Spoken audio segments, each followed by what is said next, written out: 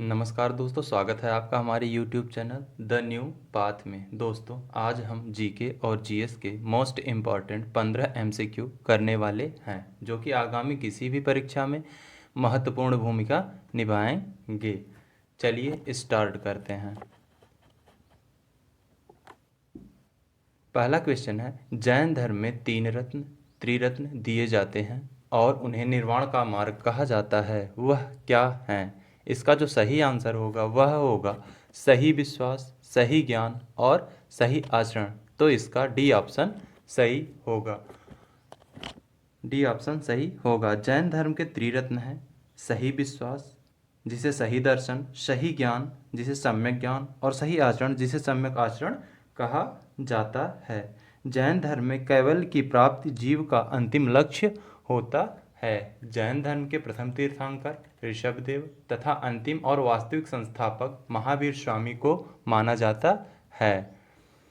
आपका अगला क्वेश्चन है, विशाख दत्त द्वारा लिखित मुद्रा राक्षस कौन सी भाषा में लिखा गया है? विशाख दत्त द्वारा लिखित मुद्रा राक्षस संस्कृत भाषा में लिखा गया है, जो कि 4वीं सदी के उत्तरार्ध एवं 5वीं सदी के पूर्वार्ध में लिखा गया था। इसे हिंदी में अनुदित करने का श्रेय भारतेंदु हरिश्चंद्र को जाता है। इस ग्रंथ में चंद्रगुप्त मौर्य के विषय में विस्तृत सूचना प्राप्त होती है। नाटक में चंद्रगुप्त को वृषल तथा कुलहीन कहा गया है। धुंडीराज ने मुद्रा राक्षस पर टीका लिखी थी। अगला क्वेश्चन है, अशोक के आक्रमण के दौरान कलिंग पूर्वी प्रांत की राजधानी कौन सी थी? तक्षशिला, पाटलिपुत्र, उज्जैन, तोसली। इसका जो सही आंसर होगा वह होगा तोसली।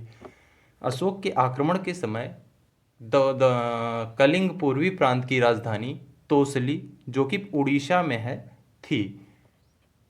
अगला क्वेश्चन है, निम्नलिखित में से कौन सा अशोक के साम्राज्याधीन नहीं था? कश्मीर, गुर्जर, कर्नाटक या कामरूप? इसका जो सही आंसर होगा वह होगा कामरूप। कामरूप असम का पुराना नाम है। यह अशोक के साम्राज्याधीन नहीं था। अगला क्वेश्चन है, अशोक के प्रधान शिलालेखों में सबसे बड़ा शिलालेख है 11वां, 12वां, 13वां या 14वां? इसका जो सही आंसर होगा वह होगा 13वां। 13वें शिलालेख में ही अशोक का कलिंग पर विजय और राज्याभिषेक दोनों के बारे में बताया गया है तथा इसकी तुलना में धम्म विजय को अधिक महत्वपूर्ण बताया गया है। अगला क्वेश्चन है, संविधान के किस अनुच्छेद के प्रावधानों के अंतर्गत भारत ने भारत रत्न और पद्मश्री को प्रारंभ किया गया है? अनुच्छेद 15, अनुच्छेद 16, अनुच्छेद 17, अनुच्छेद 18? इसका जो सही आंसर होगा वह होगा अनुच्छेद 18। अनुच्छेद 18 के द्वारा भारतीय संविधान के अनुच्छेद 18(1) के तहत राज्य, सेना या विद्या संबंधी सम्मान के अतिरिक्त और कोई उपाधि प्रदान नहीं करेगा। अतः अनुच्छेद 18 के प्रावधानों के अंतर्गत भारत सरकार ने भारत रत्न और पद्म पुरस्कारों, जिसके अंतर्गत 3 आते हैं, पद्म विभूषण, पद्म भूषण एवं पद्मश्री, को प्रारंभ किया गया।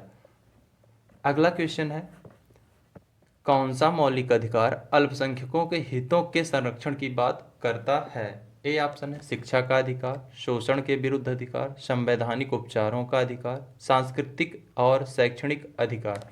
इसका सही आंसर डी ऑप्शन होगा, सांस्कृतिक और शैक्षणिक अधिकार। मौलिक अधिकार अल्पसंख्यकों के हितों के संरक्षण की बात करता है। यह भारतीय संविधान के भाग 3 में मूल अधिकारों के अंतर्गत संस्कृत और शिक्षा संबंधी अधिकार अनुच्छेद 29 से 30 के तहत आता है। अगला क्वेश्चन है,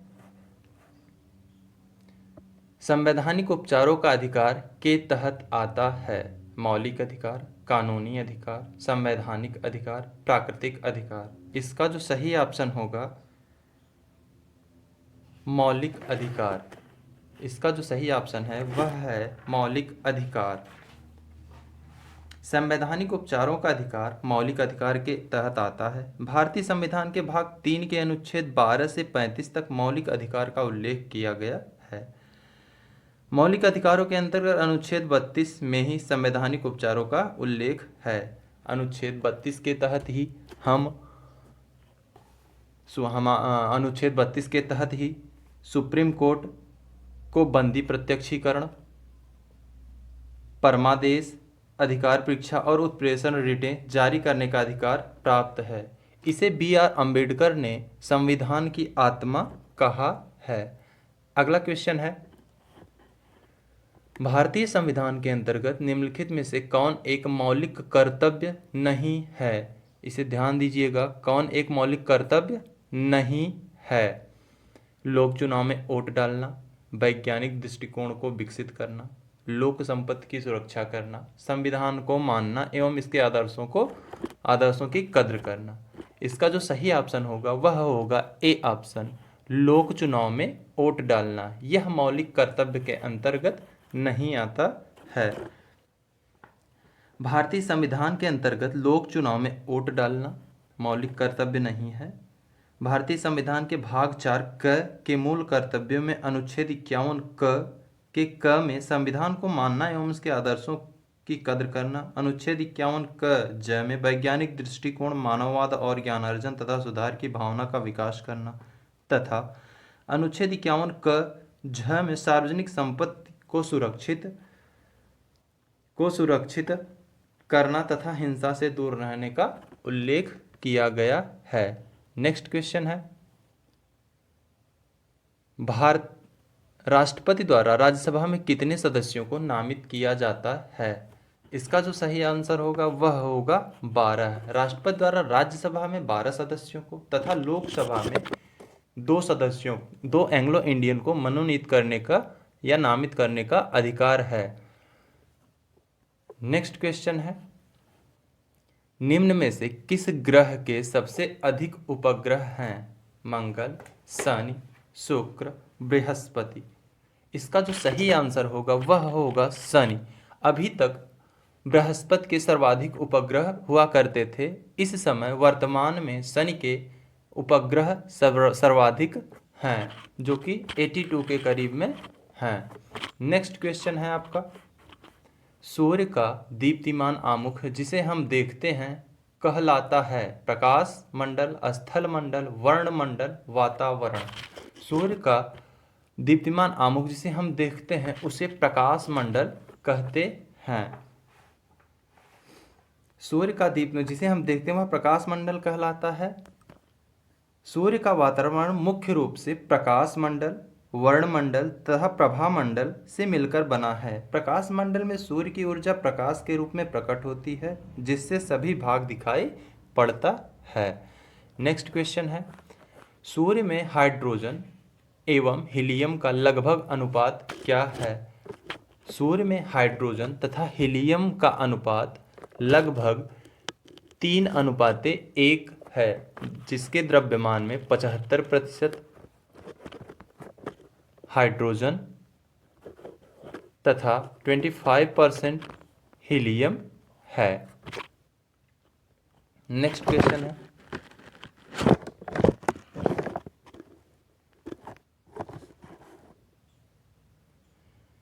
निम्न में से कौन सा ग्रह आंतरिक ग्रहों की श्रेणी में नहीं है? बुध, शुक्र, वरुण, मंगल। इसका जो सही आंसर होगा वह होगा वरुण।